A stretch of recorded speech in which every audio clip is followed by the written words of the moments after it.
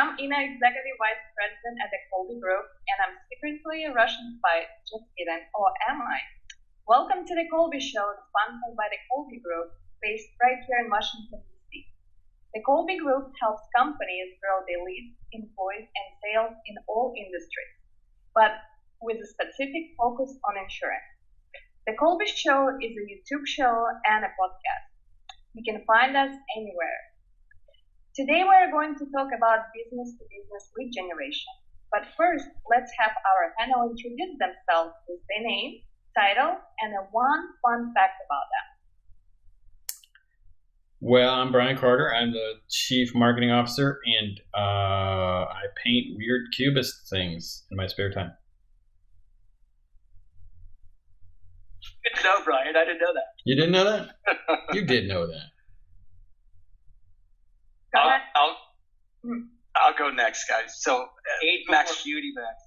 Thank age before beauty. Then you Then I should be going. I'm Max Warren. I'm the Chief Growth Officer. And one fun fact is that I've spent way too much time at archaeological sites in the United States, like the petroglyphs in Albuquerque and the American Stonehenge up in New Hampshire. I'm a huge, crazy archaeological buff when it comes to those kind of things. See, even your fun is nerdy. Dude, I'm serious. But you know what's insane? What's insane is that the kids, because Dee and I are like that, the kids now are like, hey, we found this place like nobody did. Can we go see this? So yeah, it's totally nerdy. It's a lot of fun though. It was a blast. Cool. Well, I'll have to tell you about my little arrowheads that I find in Chesapeake Bay all the time. Kurt Snyder, CEO, and some people know it, some people don't, but I kind of in midlife discovered surfing, and now I am kind of wishing I'd surfed since I was 5 years old. I was really totally obsessed with it, not in a goofy sort of a way where I don't still stay focused on business. If anything, it's really helped, I think, my business. There's really a lot you learn in the waves is very analogous to business. So back to you, Ina. Okay. So the topic today is B2B lead generation. In other words, how can you get more sales appointments with the prospects you want to target? So let's get into it. Kurt, do you have any general thoughts about B2B lead gen you want to start us out with? Yeah, I sure do. Thank you for that, Ina. So we live, die, eat, sleep, and breathe B2B ourselves to grow our company, and we're really good at it, really good at learning other businesses and who they're trying to reach out. Once you know exactly the persona of who you are trying to reach, what size company, what title, how many years in business, there's not that much you really have to know to find that right person. We know how to do it. And I've been around the block a long time, and I knew how to just literally knock on doors. We used to go into a reception area, knock on, say, I'm going to leave my materials behind. Well, things have come a long way since then. And not only do we use the foundation of LinkedIn and LinkedIn Sales Navigator and all the automation, everybody does that. I get 100 emails a week saying, Mr. Snyder, we can do your appointment setting for Colby generation. Well, did you look that we actually already do this ourselves? No, you didn't. So not only do we that, but it's very targeted. But what I think a lot of firms don't do, Ina, is that we integrate it with the very best, latest, greatest, cutting edge AI-driven technology with respect to email. It's one thing to engage people on LinkedIn, which far too many have done during COVID, so it's actually becoming less impactful. You then have to have the email component. You have to have a way to reach out to them. We do it with ringless voicemail, and we can do a print on demand postcard. They can drop in, which we're not doing now during COVID because clearly not too many people are in their commercial spaces, but that is important.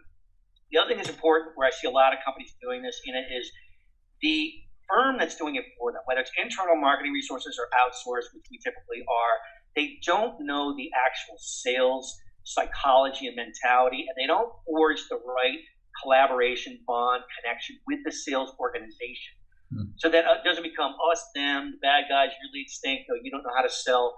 Work very, very, very, very close with them. Nobody knows who that customer is better than the sales organization.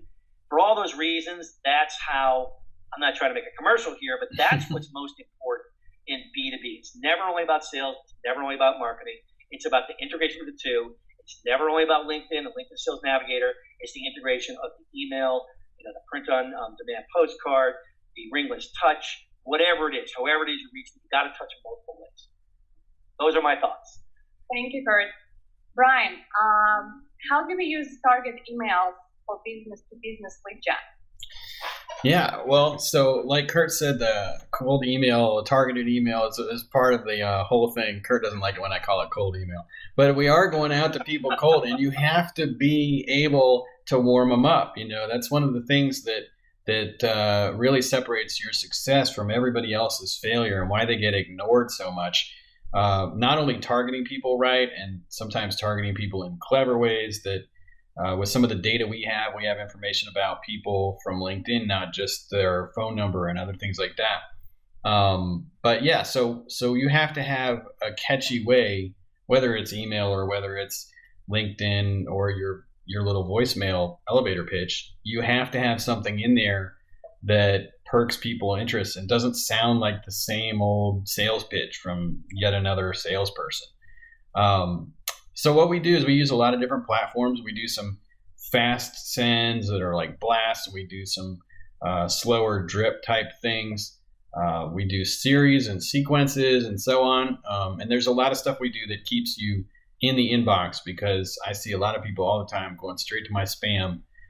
And obviously, doesn't matter what you write if you end up in the spam folder. So that's some of what we do. Awesome. Thank you, Brian. And Max, how do we use our CRM like HubSpot in the B2B lead gen process? Great question. A couple of misunderstandings. Some people are still living in the dark ages and they think a CRM is optional. And one of the things that we talk about all the time internally is curating the people that are in the CRM, because the reality in sales is not everybody converts right away. And you need to be able to continue to stay in front of people and stay top of mind. And one of the things that we're able to do and that we recommend that our clients do is get everybody into your CRM. Could be HubSpot, could be Zoho, could be, maybe it's another one of the myriad that are out there like Pipedrive. But you've got to have a way to manage all those leads and opportunities, and you need a place to build a pipeline. They always used to say, what you don't measure, you cannot manage. And a pipeline is a really good example of that.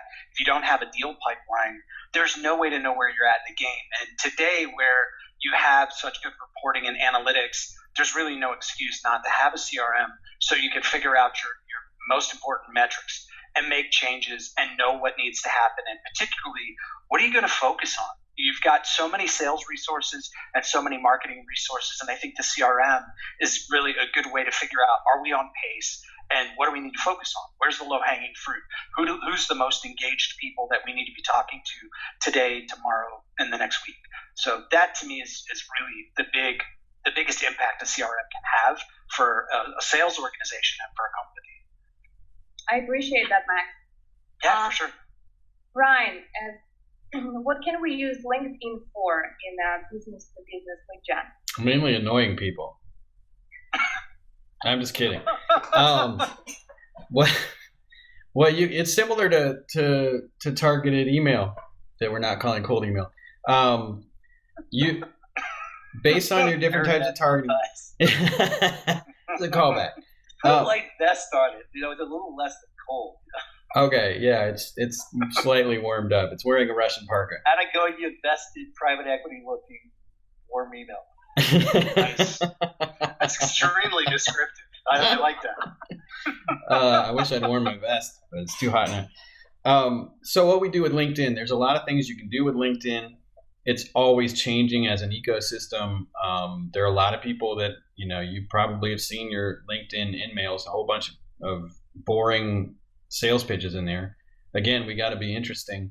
But there are more things you could do with that, whether, it's a combination of like some automation and some human interaction. You've got to have message sequences for that, and you've got to have either your salespeople or virtual assistants are doing some of the discussion from a response to getting a sales appointment.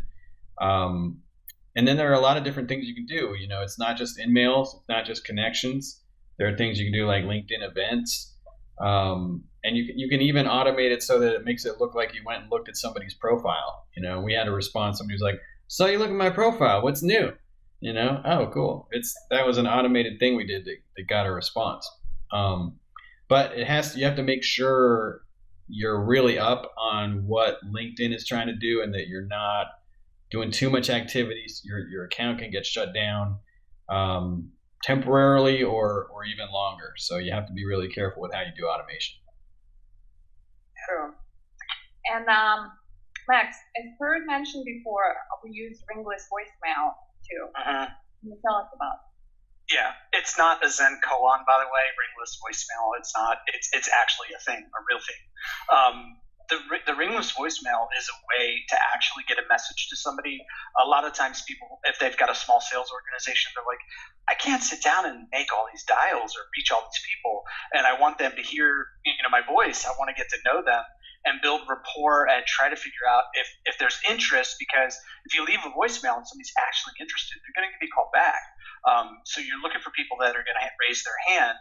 And ringless voicemail is something that we weave into the sauce to be able to talk to people. We encourage clients to use it too, because it's a great way to start getting a message in front of somebody, and it's beyond text. And I think everybody's mentioned it in some way, shape, or form, Kurt and Brian both.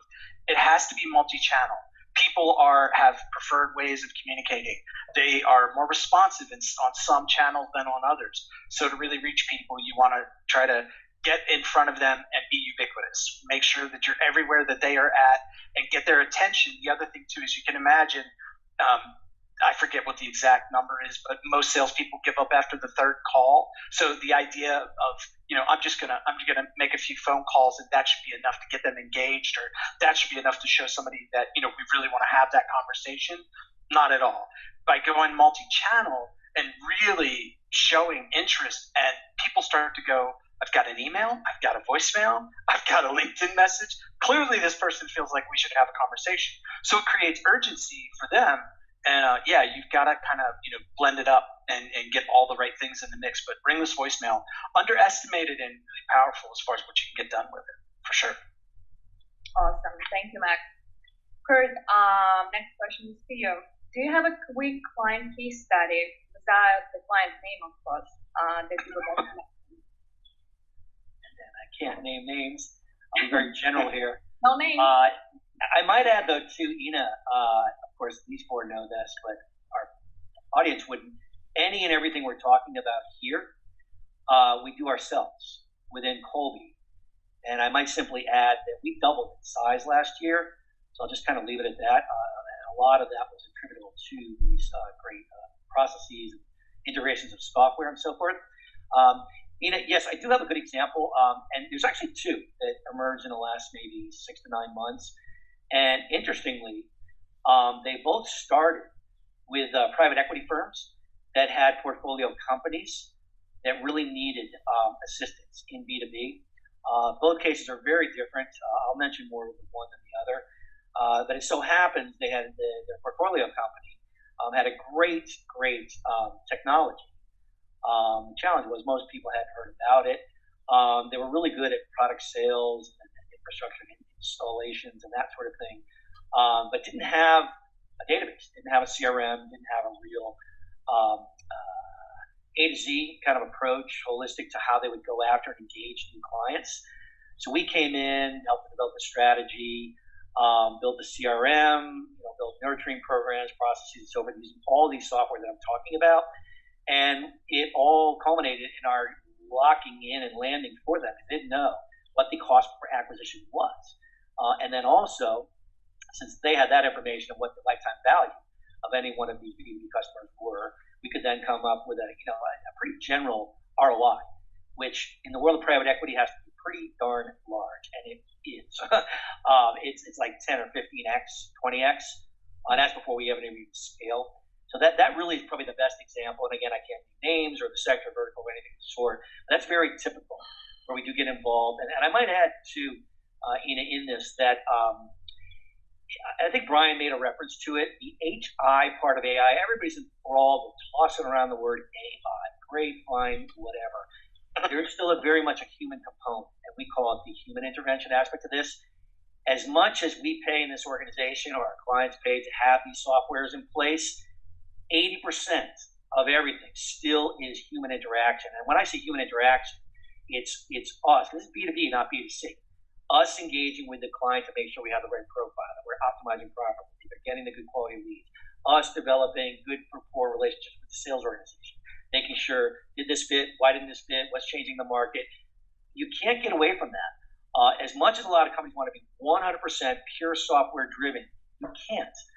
And I think too, that's where a lot of these B2B companies need to understand that, this is not just plug and play kiosk, kind of a vending machine sort of thing, and out spits these great qualified lead appointments. And the reason we were successful with these 2 case studies that I'm being very vague about is because we've had numerous Zoom meetings like this with them, and the quality of the communication and the quality of our execution is unsurpassed because of those connections. Thank you, Kurt. Brian, what are the keys to targeting that kind of B2B lead gen? Well, okay, so no matter what platform you use for targeting, you have to start with what that platform can target, right? So there are certain things that LinkedIn can and can't target, and there are certain things that we can target with our email database, right? And then you go out and do something like Facebook ads, it's going to have a completely different kind of targeting, right? Which means that you may have a general idea who your customer is, but you're going to reach different segments of them with different tools, right? And you'll have to kind of investigate, when we work with a new client, we talk to them about who is that ideal client or customer. And we have them describe in a lot of different ways. Like what's the industry? What's the job title? What's the level of the job? Is it executive, manager, etc.? What industry is this? We'll look at NAICS codes. We'll look at SIC codes. Sometimes we even have to look at what are these types of companies named? Is there something in the company name we can look at? And then we do all of that investigation to find the people. Sometimes we also will take like a list from a client. They'll say, hey, we have this list and this is pretty good. And we'll run it through our data append abilities, which means it compares it with the database, fills in a whole bunch of data they didn't have, and also can give us a profile of what is that ideal client. What are most of their job titles? What is their key industry, and so on. What's the company size? How much revenue do they have? We have a lot of different tools. It's a Swiss Army knife of targeting, basically. So whatever the situation is, we find the best targeting for that, and that, of course, affects our messaging, because certain job title maybe needs a different message from a different one, right? Another job title. So that's a brief look at how we do it. Awesome. Yeah. So, Max, tell us about what do we do when we get a response from the prospect? Once somebody gets back to us, and frequently we say it's like they raise their hand. Essentially, they're like, "Hey, okay, I'm interested. I'll bite. What are we talking about?" They'll come back to us either through outreach on LinkedIn or through, could be an email. Maybe it's a follow up from a ringless voice message. But really, what we're trying to figure out is, are we a fit? Is there any reason for us to have a further conversation? And we're just trying to qualify them at that point, because what we want to make sure of is we are not wasting their time and we're not wasting our time. And the idea is, it's funny because business relationships sometimes look good on paper, but the idea of the conversation is really to get underneath and get to know that person and figure out what they're aiming at, and is it something that we can deliver on. And I mean, normally we'll call that a qualifying call or an are we a fit call.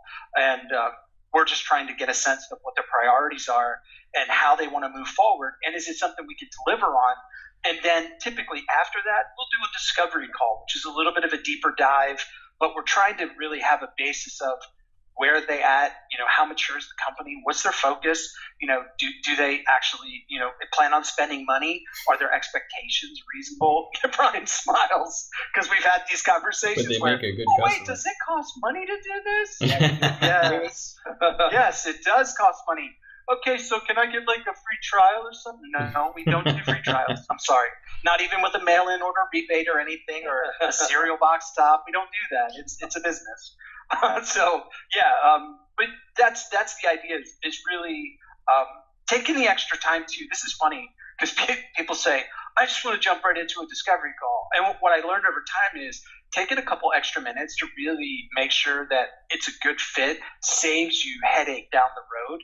And this is a really important step in any sales cycle to get to know the person and understand, does what they're asking for make sense? Is it in the realm of possibility? Can we deliver on it? And how can we work together so it's win-win? So yeah, that's kind of what that shapes up to be in most cases. Awesome. Thank you, Max. Yeah. What kind of companies can benefit from B2B lead gen? Who's that for? Okay, so we're not doing that. Why are you? No. Who's the question for? I said Kurt. Oh. I never heard you say Kurt. Kurt. Okay, I usually hear things that Art said. I don't. Okay, Kurt. Yes. What kind of companies can benefit from B2B lead gen? Anybody who's got a product or service that needs to engage a corporate procurement buyer. What we do, though, tends to work a lot better, and it's really more our sweet spot when it's an enterprise level company. It's not that a real estate agent or purveyor of widgets, who sells to a business, a solopreneur, doesn't need this sort of a service. It just we tend to work better with a more robust sort of a company that has actually staffing and people dedicated to it rather than just an entrepreneur. But really, and I might mention too that we haven't done this internationally specifically. We could. There are different issues in privacy laws and ways to target in Europe, obviously, than there is here. But Canada and U.S. Is really where we do our thing by and large, and we haven't thus far translated it. So if you fit any of those, we're certainly a good fit for you. It works best too when the ticket is a big ticket item, whether it's on that initial engagement. It could be a SaaS, it could be an actual physical product, but where there's actual recurring revenue and a lifetime value, that creeps up into the maybe thousands or tens of thousands of dollars because there is some upfront outlay, capital expenditure, hard costs to doing what we do. It's great if you can make it up and break even or make money on that initial sale or acquisition. But in a lot of cases, it's not made up for some time when there is some sort of a recurring revenue. So that's generally who this is best suited for. Not that the small person starting out couldn't do a lot of these tactics. The question is, do they have the stomach and the wallet and the budget, to afford to do it properly? Thank you, Kurt. Any closing You thoughts? said Kurt at the end, but you didn't say Kurt at the beginning. I heard my name said. Okay, we're recording that. We're gonna go back. We are. Okay, any closing thoughts from the panel? I was just going to throw out that B2B lead gen, don't believe the hype. There's way too much copy and spin masters that try to tell you that all you need is 3 easy steps to be an expert at B2B lead gen. It really is an art form, and it takes a team to do it well and execute on it consistently. Always assume that whatever you're reading is probably not accurate when it comes to if there's some easy way. It's kind of like easy money or a free lunch. It's really not the case. It's something that it's kind of something you commit to when you get into the game, whether you're an enterprise level or you're a mid-sized company. This is something you've got to find the right partner, and you need to put time and energy into it because it's the lifeblood of the company. So B2B is totally important. Lead gen is just it's key to sustainable growth for anybody. Thank you, Max. Brian? Yeah. Oh no, I'm good. You are? Hey, nice plants. I like your You plants. sure you don't want to say cold email one more time? Cold email. Do it. It's cold. We're not cold email. You need a T-shirt that says "cold email." Just do it. It's actually really cold. Emoji, right? Yeah, you can just be like this. If anybody can make a cold email warm, Brian, it's you. So I will leave it at that. But, I wanted to just kind of dovetail on what Max just said, which is that there are a lot of charlatans out there, and they're typically the ones that say plug and play, or we have a bronze, silver, platinum package. Just plug it in. You never talk to anybody. The contact us doesn't even exist on their site. You drop it in a credit card. Tell us who you're targeting, who your profile is. Give us your LinkedIn, user password, and we'll take care of the rest. Good luck with that. Big money is made with a lot of sweat equity and with a lot of years of experience and a lot of just heavy lifting. The software is enabling, but it doesn't replace the human brain or the human sweat equity and strategy and business relationships. That's where you have to consider strongly. Am I serious about my B2B growth? And I'd also say, too, that in COVID, it really threw a wrench into everything. People had to rely only on digital. They weren't flying around as much. There seems to be this sentiment, I think it's a generational thing perhaps, that, we got Zoom, we got this, we got that. Why do I even need to ever step foot into a plane again? I can tell you yours truly. And I may be 20 some odd years older than half the people that are buying from me. And so maybe they're a millennial, and I go and meet with them. I come home, I got another $100,000 worth of business. There's something still to be said for the human handshake. Have a glass of wine, break some bread, go to their, place in East Oshkosh, wherever. They will respect if you actually have a physical meeting with them. Digital is never going to replace the human. It might sound like an old, fart saying that, but prove me wrong. Fine, because you won't. That's my closing thought.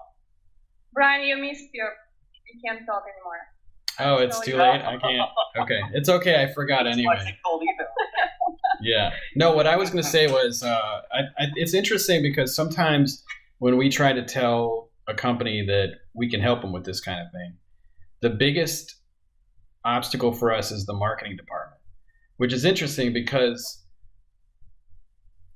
they may be great at a lot of things. They may have certain skills. It's hard to have skills in every part of marketing today. To be an SEO expert and a pay-per-click expert and a Facebook expert and an email expert and a LinkedIn expert, there aren't really very many of them. So they may be expert at marketing their brand and their company in one channel or another, but we might actually have the depth and the ability to translate what they do there into a new place. So that's what I would suggest is that experience with your industry or your company might not be enough to get you where you want to go. You may also need the kind of expertise we have in some very specific platforms and sales development strategies. That's it. Awesome. Thank you, Brian. So that's all we have on B2B Lead Gen for today. Thanks to our panel, Kurt, Max, and Brian. And I'm your favorite Russian spy, Nina. And one last thing. If you like our show, please like and comment on YouTube and leave us a 5-star rating on the podcast app. If you have any questions, please reach out to us from our website, colbygroup.net. And thank you, and we'll see you next show. Bye. Bye.